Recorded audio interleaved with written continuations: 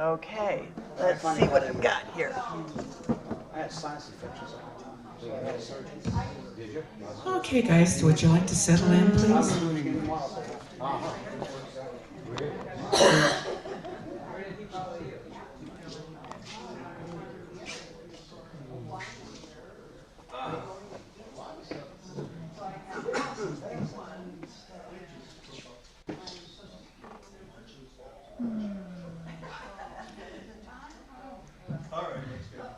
Thank you, thank you.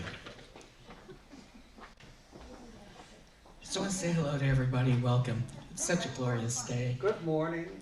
Good morning, and welcome to all you people on Zoom. Thank you for coming. I don't think we have any newcomers today, do we? Yes. We do?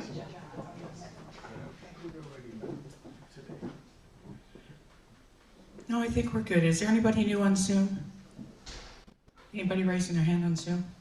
Oh, no. Okay, 2023 has been deemed the year of living from one's core values. And the themes for this month are intuition, imagination, and inspiration.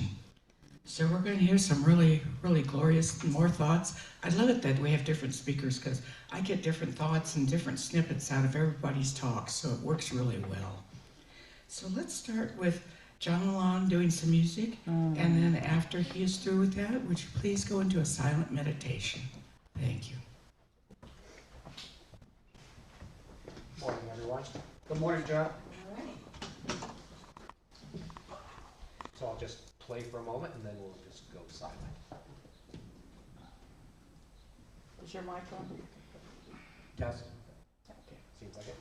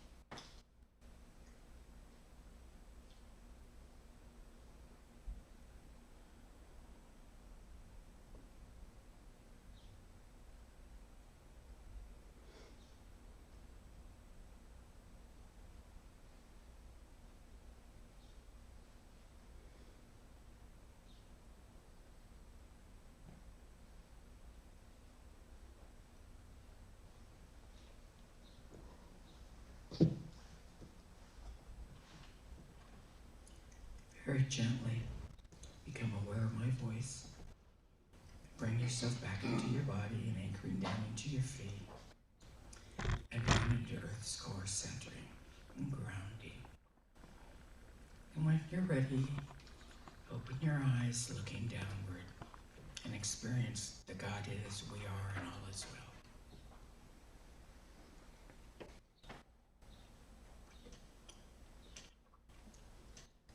Thank you, John.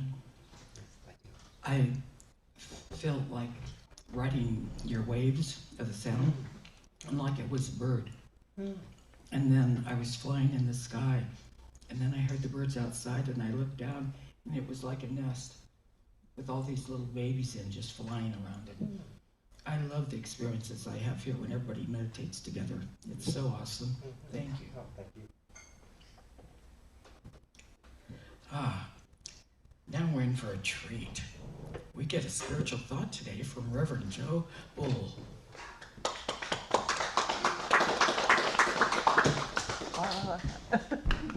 Watch your step, watch your step. Well, I hope it's a treat. Good morning. Oh, I didn't have to look far to see what I wanted to talk with you about this morning. As soon as I saw the word intuition, I knew it's what I wanted to speak about just momentarily with you. I was looking for a good definition of intuition for you, and I found this one, and I really like it. It says the ability to understand something immediately without the need for conscious reasoning. To understand something immediately, just out of the blue. And I really believe that that's what intuition does for us.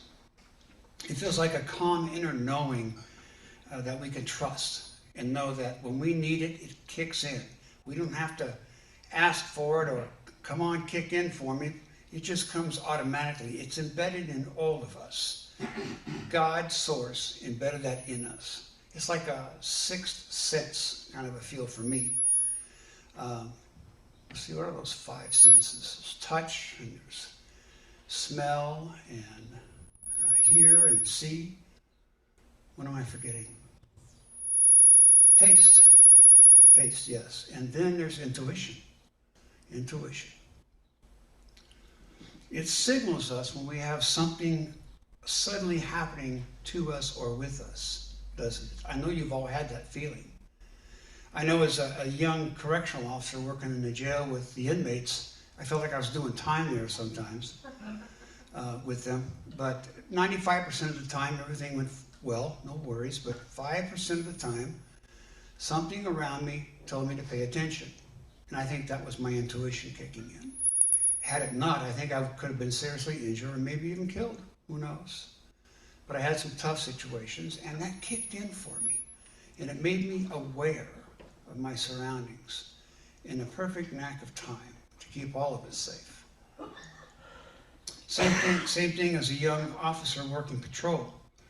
Usually everything goes well, but once in a while you have something that comes up that's kind of scary, and this gut feeling takes over. And that, again, is my intuition. I know it is. And I know you guys have had those moments in your life. That's your intuition protecting you. I know I heard that too.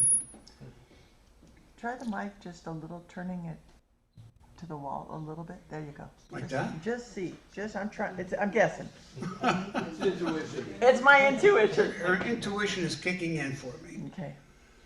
What's really important here, I think, is that we listen, obey what intuition is trying to tell us as it comes up. Animals, for example. Animals have tuition, but they call it instinct for animals. Our animals at home, our cats, LaLonde calls them our fur babies. We know that they have an awareness about them. Their awareness of what's going on around them and what they're about to do. And they do things instinctively, just like wild animals do. You know, so we can learn from watching them, and like I said, to be totally aware of our surroundings at all times. Whether we're just walking someplace or working on something, just to be aware keeps us safe and sound, doesn't it? I remember watching a movie, I'm sure you've seen movies where you've got maybe a small group of people walking along, maybe 6 people, and they're in an open area of a jungle, maybe in Africa. And the earth starts rumbling, and the group is stopping, and here comes all these wild animals coming at them, right? And all the animals rush past them. And it's a Hollywood movie, so you know that the group's going to stand and see what the animals are running from, because that's what we do in Hollywood. In real time, if I was in that group and I saw all these animals going that way, I'm going with them. I don't know about you, but I'm going to listen to that. That's my intuition saying, these animals know something I don't know, and I'm turning and I'm gone. I think that's what we talk about, being wise to our surroundings, wise to use our intuition and to be safe and sound with that. So listen to your animals, folks. I think they can help us, and so it is.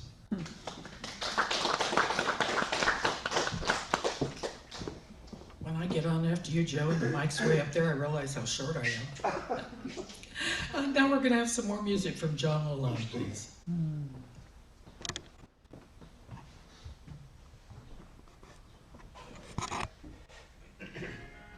Oh.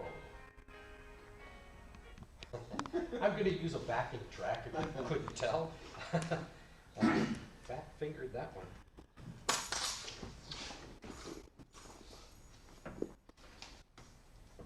And this is a piano backing track that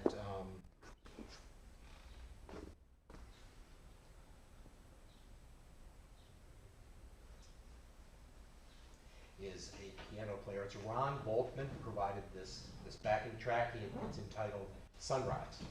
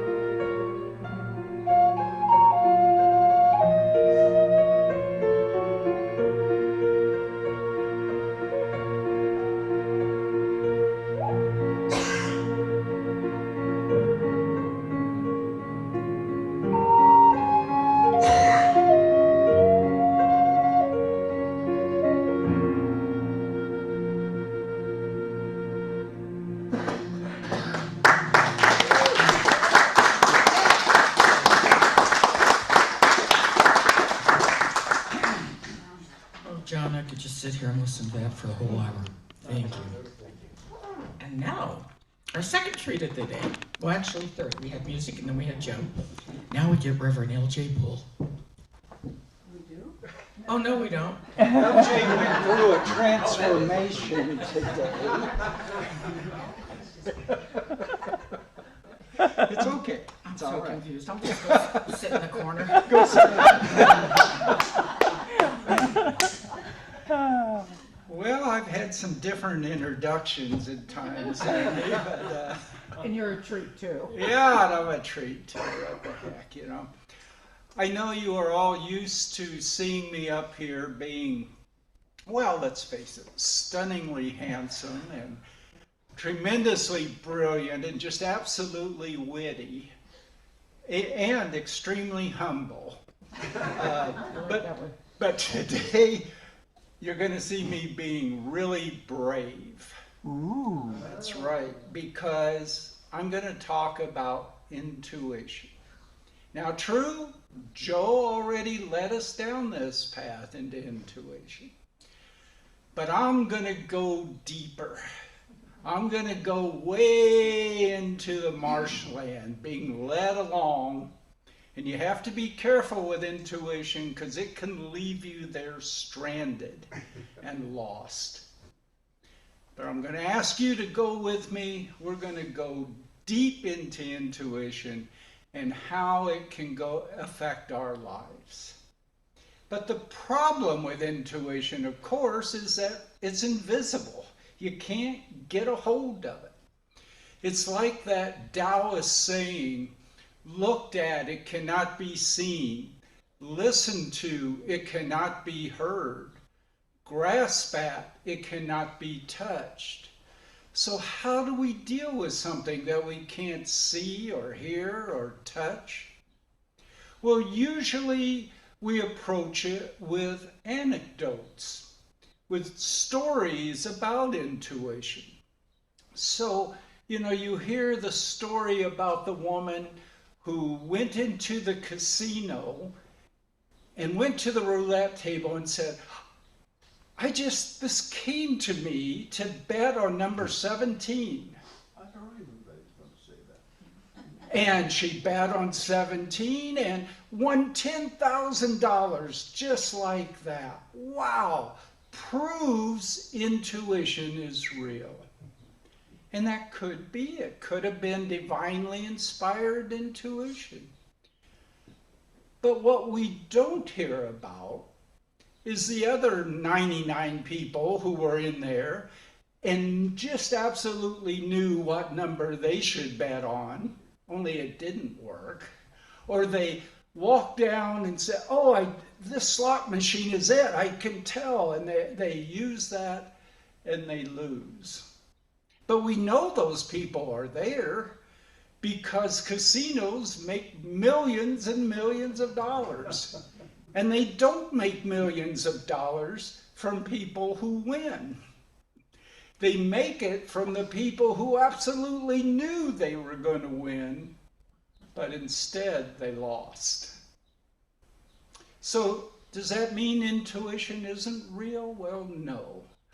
I mean, there are lots of examples, very meaningful, significant examples where ideas have come to people and they've acted on it, and it's really made a huge difference in their life. There obviously is something there, but how do we know what's real?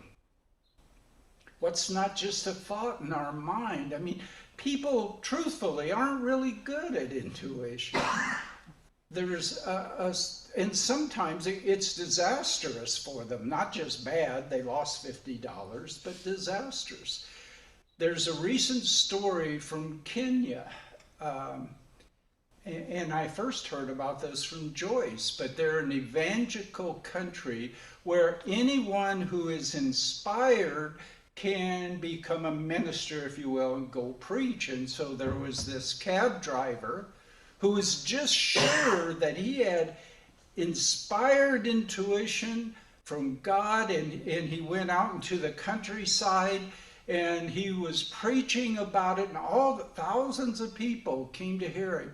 And what came to him was, if you starve yourself, if you do not eat or drink, Jesus will come to you. You'll see Jesus appear.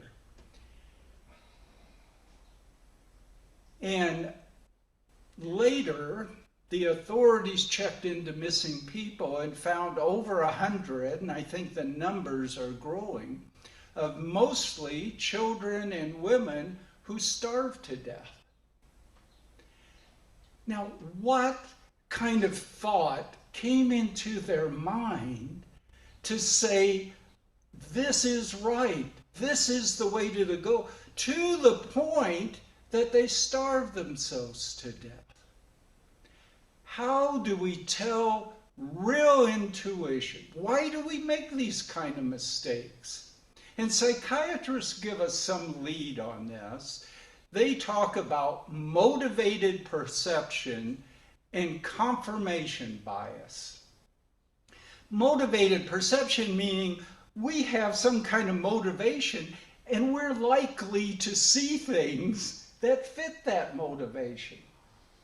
And confirmation bias, again, we already have something in mind. A thought comes to us about that thing that we're already sure is true, then it's true. It confirms what we already believe. So often, it's our own internal biases that we mistake for intuition and can lead us the wrong way. So how do we tell real intuition? How do we get in there and know intuition? Well, of course, the key is to go to source. The key is ultimate truth that we have to find. But that darn divine source is invisible too. How do we find it? I think sometimes we can find it by looking at spiritual traditions and looking for the truths that come out in them and come out in more than one. If several spiritual traditions are all teaching the same thing, then that's more likely to be really true. Now, I want to give you a quote from Jesus. But I want to tell you first that I'm not talking here in this talk about Christianity. I'm not talking for it or against it. And I'm not talking about the Jesus of the Father, Son, Holy Ghost kind of thing. I'm talking about the man who a couple of thousand years ago had these divine epiphanies, and he struggled to pass that knowledge on. He had these divine inspirations, but he was living in a culture. He was mostly talking to uneducated people, and he's trying to pass this great knowledge on to them. And so one of the things he said is, I'm going to give to you what no eye has seen, what no ear has heard, what no hand is touched. Why do I see that as so important? Because remember that earlier quote I gave you. The Tao Te Ching, looked at, it cannot be seen. Listened to, it cannot be heard. Grasp at, it cannot be touched. These two spiritual cultures, spiritual traditions, thousands of miles apart and over 400 years apart, are describing our connection to the divine almost word for word the same. So if they're telling us, here's this connection, where do we find it? How do we get it? Well, again, remember they're different cultures. They're going to say things a little differently, and yet I think we find the truth in there. Jesus said, know yourself. Bring forth what is inside you, and it will save you. The Tao Te Ching says, knowing others is wisdom. Knowing oneself is enlightenment. And in New Thought, we carry that same thought forward. You've got it right there with you, in front of you, on that card from Ralph Waldo Emerson. What lies behind us, what lies before us, are teeny matters compared to what lies within us. So these truths, these spiritual truths, are telling us if we want to know about this divine connection that can give us this true intuition, it's not out there. We don't have to look for a God up in heaven or angels floating around or what the stars are going to say. Look inside. It's in us. So what is it that we're looking for in us? What is it when we know ourselves that we need to know? Well, the Tao Te Ching says, be really whole. Whole. Be a whole person, in other words. It says, embrace the oneness and avoid separation. It says, empty yourself of everything. Then we go on to the secret gospel of Thomas, where Jesus says, he who is undivided will be filled with light. Undivided is those who avoid separation, those who are whole. Jesus goes on to say, and remember, he's trying to talk to people in a different culture, and so he doesn't speak literally. He speaks esoterically. He says that himself. He says, I'm going to speak where most of the people aren't going to understand it. I'm going to give them parables, but you can understand it. And he says, when you make the two into one, then when you say mountain move, the mountain will move. Now what's he talking about? When you make the two into one. Well, what he's saying is, when you stop seeing yourself as separate, stop seeing two, here's me and here's everyone else, and instead see the oneness, when you can do that. Now, is he talking about physically moving a mountain? Is he telling all of us that if we want to go over to Mono Lake and Tioga Pass is blocked up, that we can just say, well, mountain, move out of the way and I'm going to drive there? No, of course he's not saying that. We build our own mountains. We make mountains inside us because other people have told us, you're not good enough. You're not smart enough. You're not capable of doing these things. And then when there's things we want to do, there's a mountain in the way because we've put it there, or we've allowed other people to put it there. And what Jesus is saying is, when you can look at the oneness and embrace the oneness, when you can be undivided, then that mountain's going to move. Those obstacles that other people have put in your mind and you've let build up as mountains, those are going to move, and you're going to be able to do what you thought was impossible, like moving a mountain. And remember that when the Tao Te Ching said, empty yourself of everything, what is that? That's our ego. And that's what we teach here. I've heard Sandy talk about it. I've heard Angie talk about it. Let go of our ego. Our ego is what separates it. Our ego says, I'm different than you.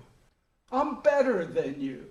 God likes my people more than your people. And our ego is also what says, I'm a failure. I can't do it. I'm too dumb to learn this stuff. That's all ego.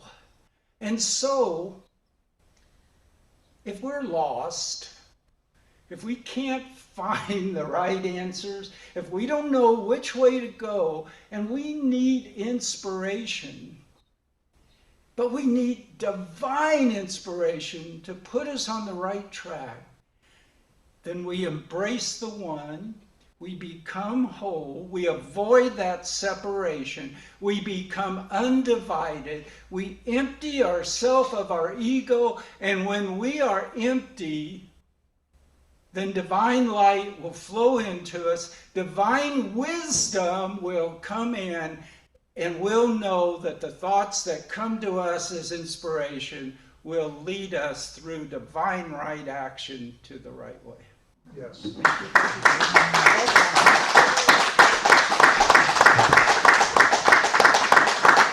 Good job, Rob. Lots to think about. I so love when I walk away with things to think about. And I got a whole bunch of them today. Let's see. It's time for offertory, please. And remember that we need the donations to keep the power on. So thank you very much for your gifts. So LJ, would you come up and Sure, bounce through this the way you do? With a big Sure. smile? sure. Barney, where are you? I'm not that I'm needed, but my money is. I didn't see you back there, Bert. Welcome. Thank you, sir. Divine love Whoop. flowing through me blesses and increases all that I give and all that I receive. Thank you. That's very sweet. And then those on Zoom, Reverend Missy, I'm sure, has put up in the chat box how you can donate too. And remember, everybody, there are links on the newsletter that LJ sends out once a week that you can click on, and that'll work.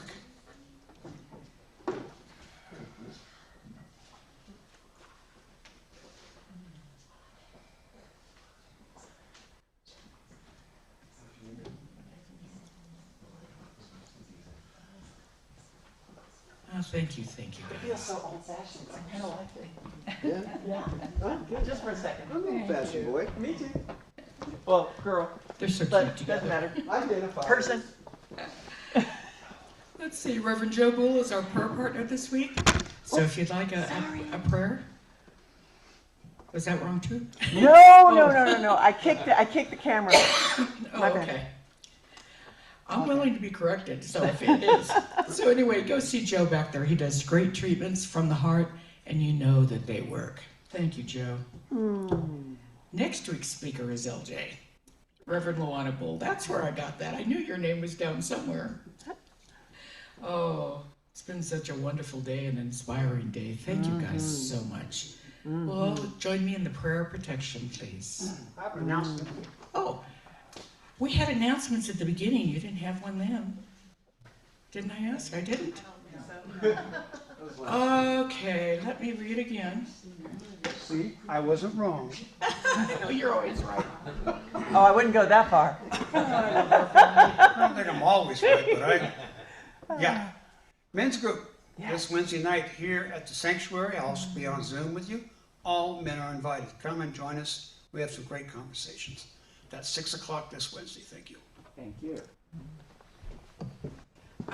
John or Judy, did you want to talk about your things on the second Saturday of the month? No, we passed it, so you'll just wait till next month? We passed it, it was fun. Judy's got something to share though. Yeah. Here we go.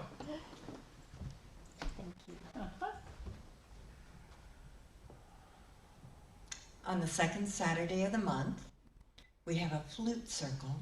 It starts at 2 o'clock and it goes to 3:30. And if you don't have a flute, not all is lost.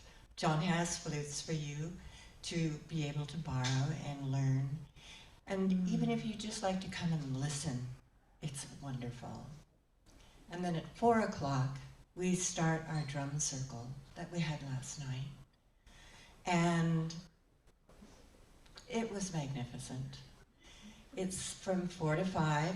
We might go over a little bit. And we do ceremony and have the big mother drum out.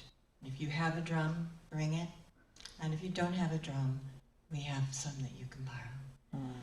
You are welcome to come and feel the heartbeat that you carry within yourself. Beautiful.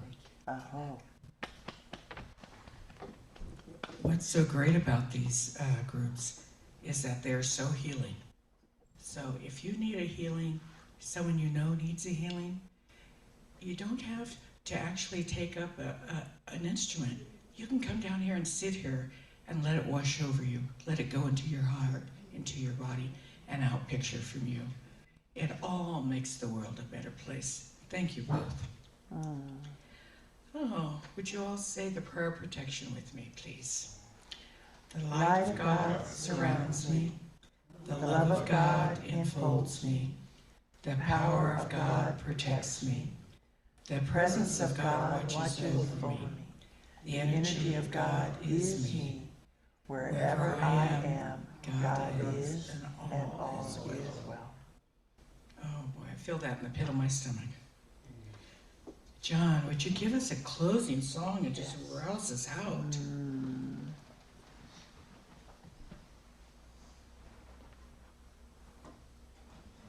I'm going to use another backing track, and this one is really special to me and probably to many of us, because it is Stephen DeRuby playing. Stephen DeRuby made a CD that's rhythms to accompany the Native American flute. So it's really a pleasurable thing to play along with, and we're starting.